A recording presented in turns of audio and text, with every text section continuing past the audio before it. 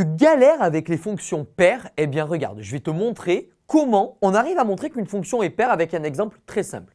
Imaginons que je considère une fonction f définie sur R par f de x égale 2x à l'exposant 4 plus 3x au carré.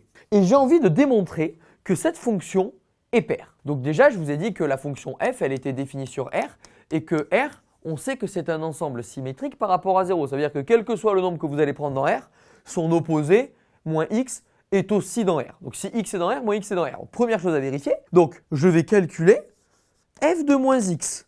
D'accord? Je vous rappelle qu'une fonction est paire si quand je prends x dans le domaine de définition, moins x appartient aussi au domaine de définition de la fonction. C'est le cas quand c'est R.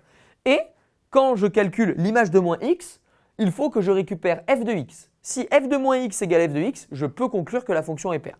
Bon, je calcule f de moins x, qui revient en fait à calculer l'image de moins x par la fonction f, c'est-à-dire remplacer tous les x par moins x. On y va, c'est pas compliqué. Ça fait 2 fois moins x à l'exposant 4 plus 3 fois moins x au carré.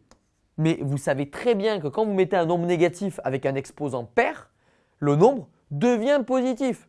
Donc 2 fois moins x à l'exposant 4, le moins en fait qui va être absorbé par l'exposant pair, ça va me faire 2x à l'exposant 4. Et pareil pour moins x au carré. Donc en fait, je vais récupérer 3x au carré.